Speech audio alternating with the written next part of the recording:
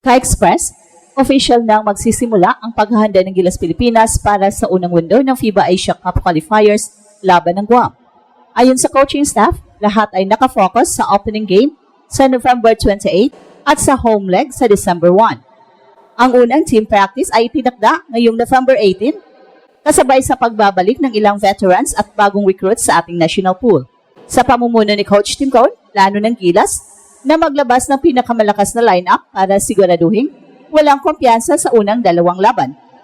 Kasama sa training pool sina Justin Brownlee, Junmar Fajardo, Seiji Perez, AJ Edu, Carl Tamayo, Chris Newsome, at ilang young additions tulad ni Quentin Malura-Brown na nagbibigay ng added depth sa frontline. Sa likod ng rotation na ito, malinaw ang tema ng kampanya, Kai Sotto ang pag-asa ng Gilas dahil inaasahan ng coaching staff na magiging malaking factor pa rin siya dahil sa kanyang size at defensive presence kung makakabalik si Kai sa tamang oras. Bagaman may mga ulat na patuloy pang minomonitor ang physical condition ni Kai, positibo ang staff na makakasali siya sa training bago umalis papuntang Guam. Habang hinihintay ang kanyang full clearance, patuloy ang adjustment ng rotation upang matiyak na sulit pa rin ang depensa sa ilalim kahit wala siya. Samantala si Justin Brownlee ay fully recovered mula sa dating injury at nakatutok sa conditioning habang sina Junmar Fajardo at Seiji Perez at nakatutok sa conditioning. Ayon kay Coach Tim, malaki ang respeto nila sa Guam dahil ito ay isang team na mabilis at sanay sa transition offense. Kaya sa unang linggo ng camp, nakatutok ang Gilas sa pick and roll coverage, ball rotation at transition defense. Lahat ng sistema ay tinututok para sa mabilisang chemistry build dahil maikli lang ang oras sa paghahanda. Ang dalawang laban na ito ay magiging mahalaga para sa momentum ng Pilipinas sa qualifiers. Isang convincing sweep kontra Guam ang magbibigay ng malaking kumpiyansa bago harapin ang mas malalaking kalaban sa susunod na windows. Sa ngayon, all systems go na ang Gilas, buo ang lineup, matatag ang plano, sabik nang ipakita na kaya nilang magdomina sa Asia. At sa darating na November 28 at December 1, asahan ang isang Gilas team na hindi lang nag-ensayo, kundi nag-aalab. At kung makompleto ang roster, lalo na sa pagbabalik ni Kai, siguradong may kasaysayan na namang isusulat dahil gaya ng lagi nilang sinasabi sa camp, kapag buo ang Gilas, walang makakahadlang. Well, handang-handa na ang Gilas Pilipinas sa pagbabalik ng aksyon para sa FIBA Asia Cup qualifiers at mukhang hindi sila nagbibiro dahil ayon sa coaching staff, eto na raw ang pinakamalakas na lineup na ipapakita ng bansa sa taon.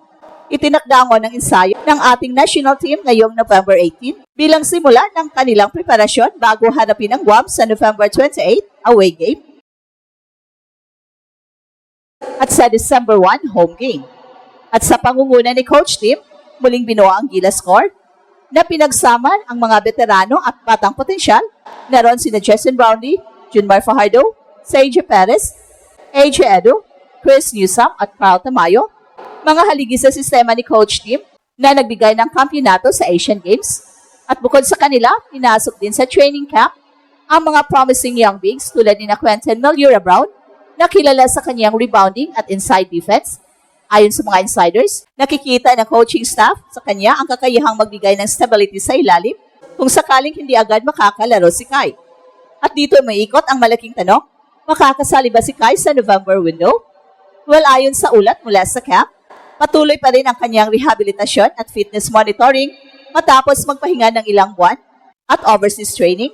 Pero malinaw ang mensahe ng staff, si Kai pa rin ang anchor ng Gilas at kung maging maayos ang kanyang kondisyon bago umalis papuntang Guam, tiyak na isasama siya sa Final 12.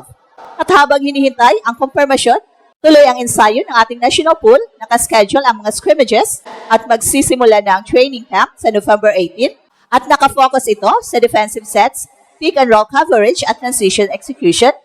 Sa loob ng camp, makikita ang intensity at si Justin Brownlee na ngayon ay fully recovered mula sa dating foot injury ay unti-unti nang bumabalik sa forma. At ayon kay assistant coach na si Richard Del Rosario, okay na si JB, kailangan lang ng konting conditioning pero ready na siya. Samantala sina Junmar Fajardo at Seiji Perez ay inaasahang sasanib sa lineup. Ito ang dahilan kung bakit tinawag ni Coach Tim ang camp na hybrid rotation phase, isang yugto kung saan sabay na pinapaikot ang mga veterans at mga bata upang mabilis makuha ang chemistry. Ang laban kontra Guam ay hindi basta-basta Sa kanilang nakaraang mga laban, pinakita ng Guam na mabilis silang mag-adjust sa transition offense at may malakas na 3-point shooting. Kaya para sa Gilas, hindi lang talent ang puhunan, kailangan ng disiplina, spacing at tamang communication sa depensa. Malinaw na iba ang energy ngayon sa loob ng Gilas. Hindi ito ordinaryong paghahanda. Ito ay parang simulan ng panibagong yugto at sa bawat sigaw ng mga coach sa ensayo, iisa ang tono. Walang easy basket, laban Pilipinas, buo tayo. At sa ikalawang yugto ng paghahanda ng Gilas, unti-unti nang nabubuo ang pinakamatatag na lineup na ipapakita ng bansa sa mga darating na FIBA Asia Cup qualifiers kontra Guam. Ang coaching staff na pinamunuan ni Coach Tim ay hindi na nag-aksaya ng oras. Lahat ng posisyon ay pinag-iisipan ng maigi. Mula sa mga veteranong nasa prime hanggang sa mga batang talento na patuloy na nagpapa-impress. Ang unang practice ay itinakda sa November 18 ay magiging simula ng full system integration kung saan papasok na ang mga core players tulad ni Justin Brownlee, AJ Edu, Junmar Fajardo, CJ Perez at Calvin Oftana. Ayon sa mga insiders mula sa SPP, nakafocus si Coach Tim sa pagpapatibay ng chemistry at defensive rotations, isang aspeto na malaking problema nung nakaraan. At ang layunin, siguraduhin na sa pagsapit ng November 28 at December 1, ang Gilas ay hindi lang basta magwawagi, kundi magpapadala ng mensahe sa buong Asia-Pacific region. At ang pagpasok ni Justin Brownlee matapos ang kanyang rehabilitasyon ay tinitingnan bilang malaking tulong sa sistema ni Coach Tim. JB looks good, his rhythm is coming back, ayon sa ulat mula sa loob ng training gym. Samantala si AJ Edu naman ay fully cleared na rin matapos makakabalik sa international play nitong nakaraang mga buwan. Magiging susi ang kanilang tandem sa ilalim, lalo na't inaasahang babangga sila sa mas malaking frontline ng ibang Asian teams. Pero ang mas nakakakilig na bahagi ay ang posibilidad na paglahok ni Kevin Kimbao. Kung mangyayari ito, makikita ng mga fans ang isa sa pinaka-dynamic frontcourt sa kasaysayan ng Gilas, isang kombinasyon ng finesse, basketball IQ at versatility. At sa kabilang banda, tiniyak naman ni Coach Tim na walang kasiguraduhan sa Final 12 dahil lahat ng posisyon ay open competition. Nobody safe. We want the best combination that fits our system. Pahayag niya sa isang panayam, so ibig sabihin kahit mga PBA stars ay kailangang patunayan pa rin ang kanilang lugar. Ang Guam, bagamat hindi powerhouse, ay hindi rin pwedeng maliitin. May mga field players silang inaasahang sasabak at sa kanilang home court, malaki ang kanilang kumpiyansa.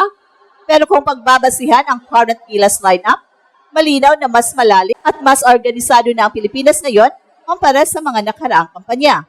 At ito ang Express Info kung saan bawat kwento ginulat ng mundo. Don't forget to like and subscribe.